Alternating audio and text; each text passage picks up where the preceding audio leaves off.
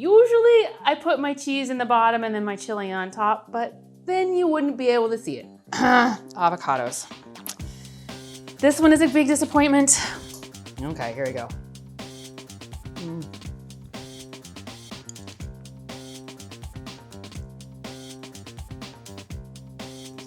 Needs salt.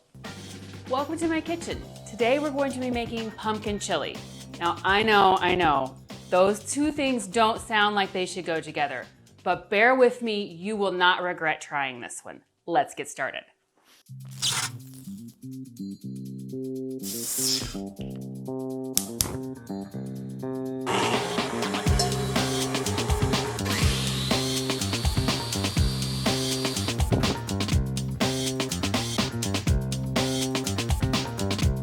Hello.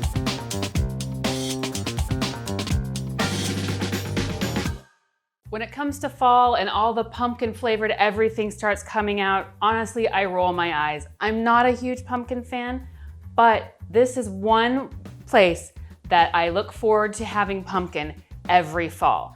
This recipe is a combination of many different recipes that I found years ago and have combined. It's a little different every time, and I'll talk about some of those additions and changes as we go along. I always start with a diced red onion and a carrot, some bell pepper.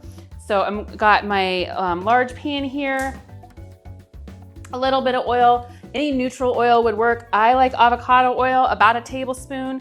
Olive oil would be fine. Canola oil would be fine, just a neutral flavored oil. Really the purpose of the oil is so that my vegetables don't stick to the pan. So if you have a nonstick pan that you've never had a problem with sticking, you probably don't even need the oil. So I've already diced up one red onion and about 2 small carrots. More or less carrot to your taste. With the veggies, I usually go for the look. I like to have some color in there, which is what I use the carrot for. And I'm just gonna saute those until they're tender. Now, if you're in a hurry when you're making this, absolutely dump all of your ingredients in, bring it to a boil until they're soft, you're ready to go. Personally, I like to saute my vegetables first. I think that brings out the flavor of them more. But it does take a little more time, so that's an up to you. So since my onions do take longer to cook, I start with those and the carrots, and then once they get cooking a little bit, I add in my bell pepper. Today I have a diced red bell pepper and a diced green bell pepper. Sometimes I add a diced butternut squash or diced zucchini. I use different colors of peppers depending on what I have. Really, any of those veggies that you like in your chili would be great here. Corn would be a great addition. I am sensitive to corn, so that's something that we leave out, but absolutely corn would be great in this recipe. This would be an easy one to make completely plant-based. I'm going to use chicken stock today because low sodium chicken stock happens to be what I had in my pantry, but I've made this with vegetable stock numerous times. So it's going to have beans as well as quinoa in it for protein, so you wouldn't need to add an additional protein. I've also added ground meat or chicken just to have some extra protein in it for those meat lovers in my life. But either way, this is a very versatile recipe, and the flavors are fabulous.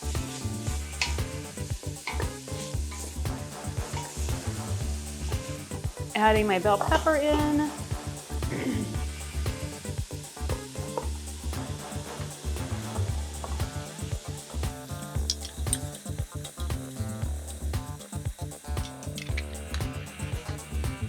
So I'm just gonna saute these vegetables until soft.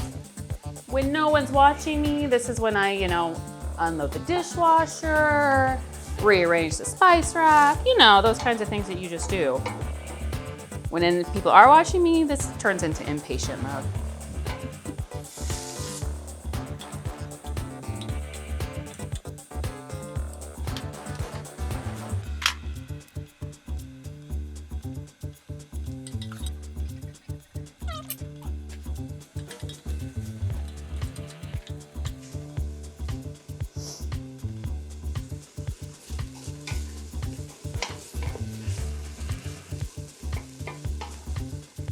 All right, looks like my onions are about soft there. I'm just gonna add about 4 cloves of garlic.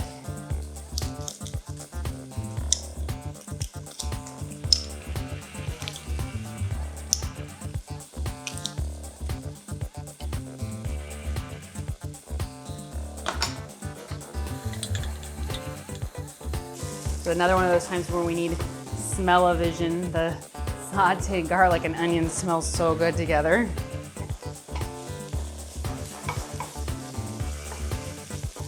just gonna keep that moving around so that my garlic doesn't burn but gets a little toasty. All right, now I'm gonna add my spices. I don't particularly like a hot chili. I like a flavorful chili. So if you want your chili spicy, you're probably going to want to add more chili powder, maybe some red pepper flakes. I use about 1.5 tablespoons of chili powder, and I use a pretty mild chili powder. I've had some that are spicy all on their own, and I don't particularly enjoy burning my mouth, but I do want it to have a flavor. So that's about 1.5 tablespoons of chili powder, about 1 tablespoon of cumin,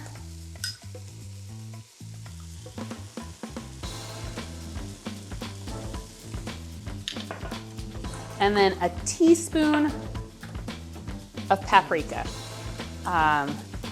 If you are adding salt and pepper, this would be where you would add it, probably about 1 teaspoon of salt and 1/4 teaspoon of black pepper.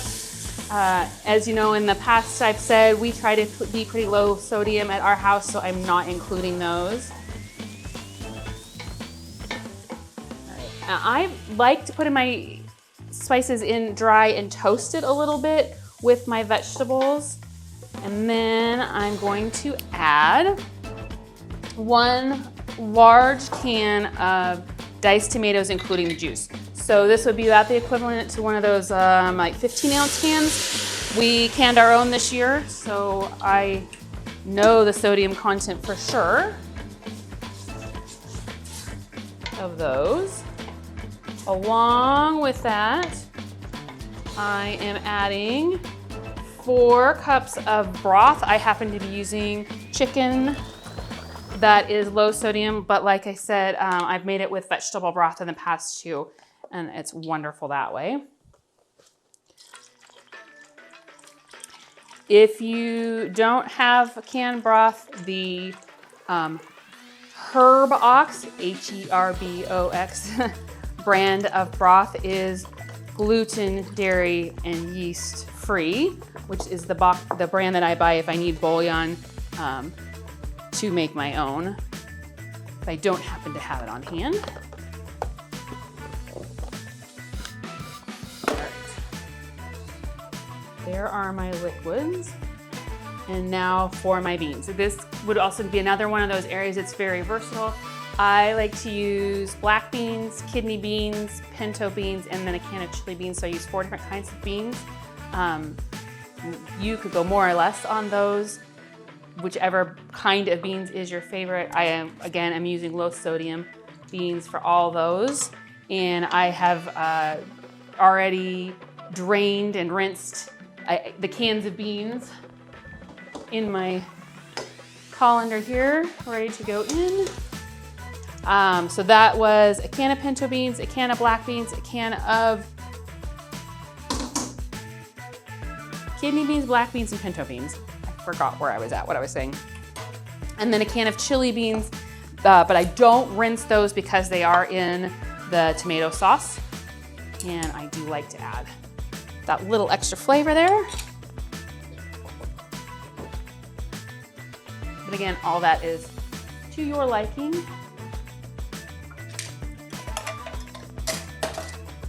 Another to taste would be green chilies. Sometimes I put green chilies in and sometimes I leave it out.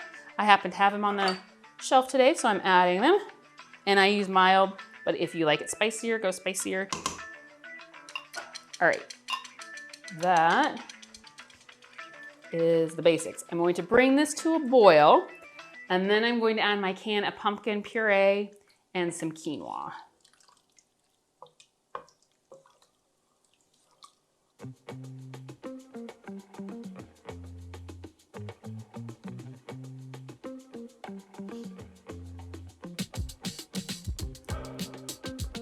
Once it comes to a boil, I'm going to add 1 can of pumpkin puree. I made this with fresh pumpkin puree. It works great too. Just I know that I can always get it canned and it's so much easier. The purpose of the pumpkin is really for the creamy thickness of the chili.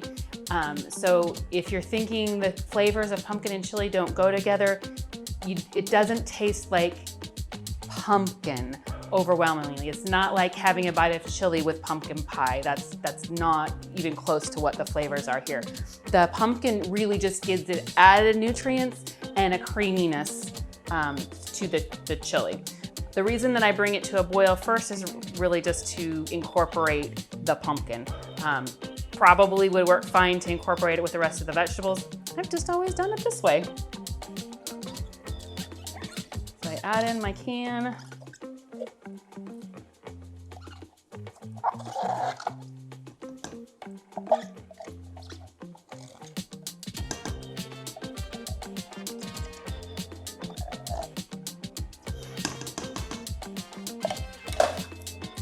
And start to incorporate.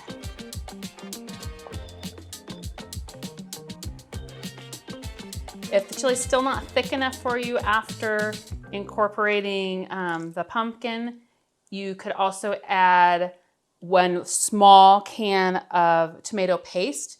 I don't see the need for that. This works great for my family, but if you do like it extra thick or extra tomatoey, go for it.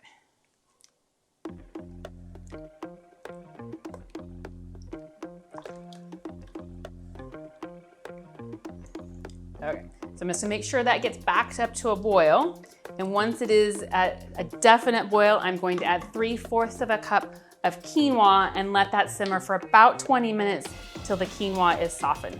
I like to use a tri-colored quinoa just because I like the variety of colors and textures in my chili.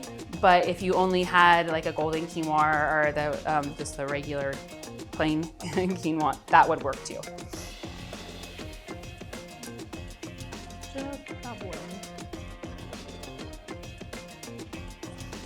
Add 3/4 quinoa.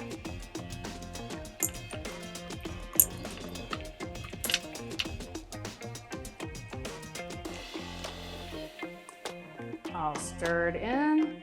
And then that needs to simmer about 20 minutes and it'll be ready. While that simmers, I'm going to get my toppings ready. And my chili is done simmering and I'm ready for a taste.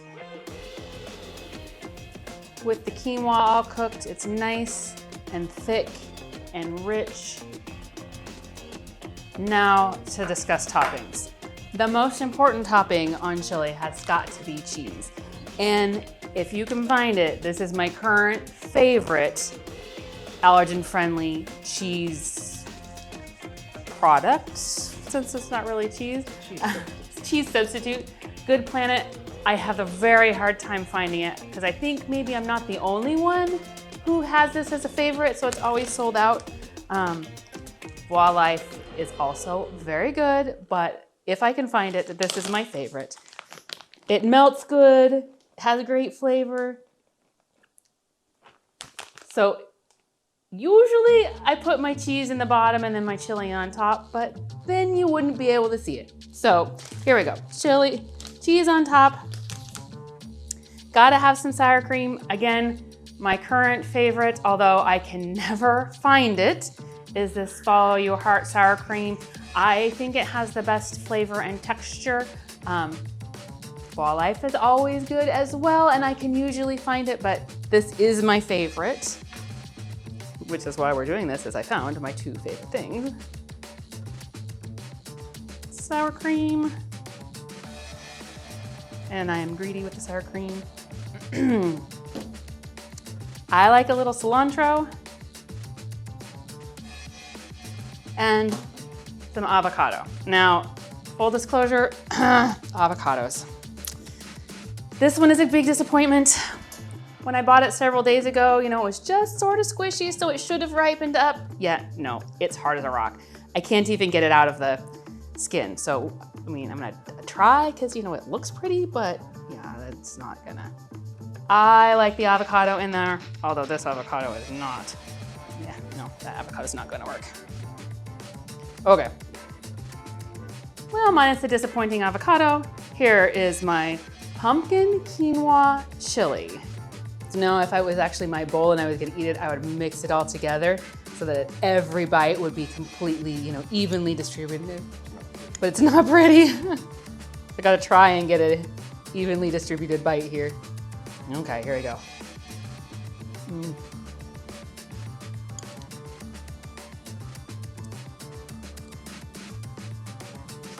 Need salt. If you're making this recipe the way that I made it with low sodium beans and no salt added tomatoes, this is really very low sodium. It's about 125, 130 milligrams per serving. So that really is low sodium. For most people, that's not enough salt. You would probably want to add salt. But for our family, this is a good healthy choice.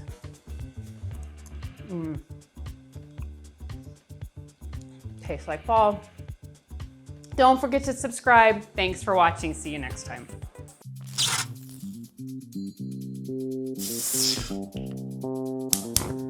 Goodbye.